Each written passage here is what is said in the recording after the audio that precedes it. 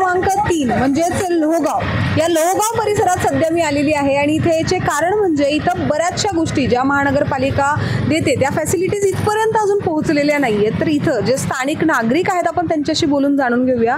दादा, काय त्रास आहे या प्रभागामध्ये आणि म्हणजे किती वर्षापासून चालू? ॲक्च्युली हा प्रभाग आहे ना आमच्या वडगाव शहरी मतदारसंघामध्ये मोडतो. आता आम्ही ज्या प्रभागात उभा आहे तो प्रभाग नंबर 3 आहे, लोहगाव विमाननगर उर्वरित लोहगाव. या प्रभाग म्हणण्यापेक्षा लोहगावमध्येच मुळात आम्हाला कोणतीच विकास भेटलेला नाही. रोड नाही, लाईट नाही, पाणी नाही, काही नाही. आता तुम्ही पण पाहताय या 14 गावामध्ये 11 गावामध्ये काहीच नाही. आता आम्हाला काय पाहिजे? रोड, लाईट, पाणी, ड्रेनेज हे प्राथमिक भेटलं की बाकीचं होईल.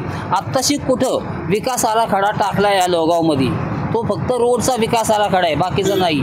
तर हा विकास आराखड्याचं जर काम चाललं तर मला वाटतं सुरुवात होईल. तर ती प्रारूप विकास आराखडा आताशी टाकला आहे, त्याच्यावर हरकती घेण्याची कामं चालू आहे. आता ही जी आपण या ठिकाणी जे थांबलो आहे, आता हे गावठण आहे. गावठाणामध्ये ही आमची जी ओवाळ वस्ती आहे ही एक अख्ख्या बाजून जाणार आहे. तर आम्ही प्रशासनाला काय सांगितलं आहे, पाठीमागं एअरपोर्टची मोकळी जागा आहे, त्या मोकळ्या जागेमधून रोड घ्या म्हणजे आमची घरं वाचतील.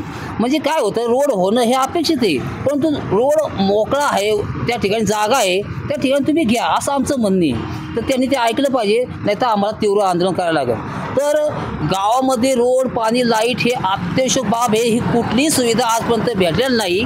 आणि पहिले जे आमदार होते टिंगरे साहेब यांनी त्यांच्या पद्धतीने प्रयत्न केलेले आहेत. त्यांच्या पद्धतीने त्यांना काय यश आलं असेल तर ते आम्ही सांगू शकत नाही जास्ती. आता बापूसाहेब पठारे जे आमदार निवडून आलेत त्यांनी बऱ्यापैकी कामं चालू केली. ते पण रात्र दिवस बसत नाही, सकाळपासून संध्याकाळपर्यंत पळत असतात. त्यांच्याही पद्धतीने कामं चालू आहेत. पण ॲक्च्युली विकास आराखडा म्हणजे विकासाच्या दृष्टिकोनातून अजूनपर्यंत लोहगावमध्ये काहीच भेटलं नाही. आम्हाला कधी कधी वाटतं की ज्या लोहगावमध्ये निवडणूक जेव्हा होईल, जेव्हा नगरसेवक निवडून येतील तेव्हाच काय ते आम्हाला भेटेल का काय असं वाटायला लागले. तर बाकीचे माझे मित्रमंडळी जे आहेत हे तुमच्या संग आणखीन बोलतील. दादा, लोहगाव जे आहे हे पुण्यामध्ये बऱ्याच वर्षांपासून आहे, पण अजून सुद्धा इथं म्हणजे कोणत्या म्हणजे मूलभूत गरजा सुद्धा पोहोचलेल्या नाही आहेत यांच्या म्हणण्यानुसार.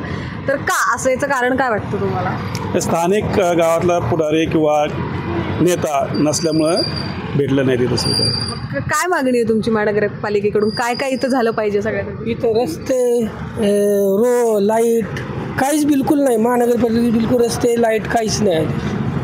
रोड पण आता इतकं बेकार आहे ना आमच्या इकडं. वाघमारी वस्ती, पवार वस्ती इतकं बेकार रोड आहे की आम्हाला जायचं अक्षरशः जाता नाहीत. आता ते काम चाललं ड्रेनेजला, ते पण बंद. एक दिवस एकच पाईप टाकतात, परत ते बंदच. तसंच इतक्या लोकांना त्रास होतो याच्यापासून कधी बस. महानगरपालिकेला कंप्लेंट केली आहे याच्या आधी? आज लोहगाव महानगरपालिकेमध्ये गेल्यानंतर टॅक्सचं प्रमाण जे आपण प्रॉपर्टी टॅक्स भरतो त्याचं प्रमाण लोहगावमध्ये बऱ्यापैकी आहे. म्हणजे पुणे महानगरपालिकेला सर्वात जास्त टॅक्स देणारं गाव लोहगाव आहे. पण जर तुम्ही बघितलं तर पालिकेमध्ये सर्वात जास्त टॅक्स देणारं कुठलं गाव असेल तर ते लोहगाव आहे. आणि लोहगावमधला विकास पाहिला तर त्या प्रमाणामध्ये लोहगावमध्ये काहीच विकास नाही. आपण आज पाहतोय हा गावठाणातला रस्ता आहे, हा ग्रामपंचायत कालावधीमध्ये पूर्ण केलेला आहे. त्यानंतर इथे कॉर्पोरेशन आल्यानंतर कॉर्पोरेशन नंतर इथे विकास कामांचं काही एक हे झालेलं नाहीये. आज कॉर्पोरेशन लोहगाव कॉर्पोरेशनमध्ये का घेतलं होतं तर लोहगाव गावचा विकास होईल. पण आम्हाला कधी कधी असं वाटतं आमची ग्रामपंचायतच बरी होती का, तर आमची कामं तरी होत होती.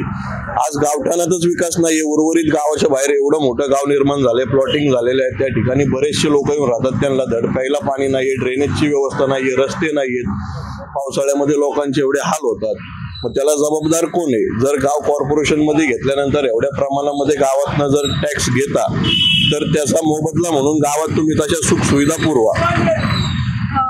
दादा, आता जर आपण बघितलं तर समोरच गेलं की विमानतळ आहे, ठीक आहे, आणि तो परिसर खूप जास्त डेव्हलप आहे. कारण की म्हणजे लोहगावचा जो काही भाग आहे जो पहिल्यापासून कॉर्पोरेशन मध्ये होता, लोहगाव वाघोली रोडची उजवी हातात त्याचा रेडी रेकनर जर आपण बघितला तर विमाननगरचा जो रेडी रेकनर आहे त्या रेटने इथं तुम्ही पैसे घेता.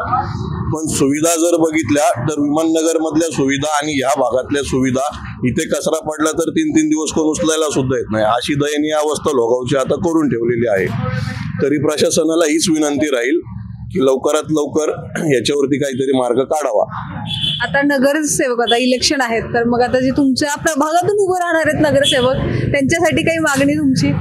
आता आमच्या प्रभागातनं उभ्या राहणाऱ्या नगरसेवकांना आमची प्रथमतः हीच मागणी राहील की जे रस्ते आहेत ते महत्वाचे आहेत. पहिले प्रभागातले जे मेन एंट्रन्सवाले रस्ते आहेत ते पहिले मोकळे करून घ्या, जेणेकरून जी रहदारी आहे जे लोकांचा दैनंदिन जीवन आता लोकांना सकाळी 9 वाजता कामाला जायला लागत असेल तर त्यांना सकाळी 1.5 तास अगोदर घर सोडावं लागतं. एवढ्या प्रमाणामध्ये ट्रॅफिक होती. पहिले रस्ते प्रामुख्याने, त्यानंतर वीज आहे, लाईट आता बऱ्याच ठिकाणी आहे, पण जे स्ट्रीट पोल लाईट आपण म्हणतो रस्ते केल्यानंतर त्या ठिकाणी लाईट, ड्रेनेज आणि पाण्याच्या ज्या कॉमन सुविधा आहेत त्या पहिल्या पुरवाव्यात. त्यानंतर बाकीच्या गोष्टी. आज आम्हाला खेळायला म्हणलं तर लोगावमध्ये ग्राउंड पण नाहीये, म्हणजे इथनं तर पहिली सुरुवात आहे. त्या बेसिक गोष्टी पहिल्या झाल्यानंतर त्या बाकीच्या गोष्टींकडे नंतर लक्ष द्यावं ही इच्छा आहे.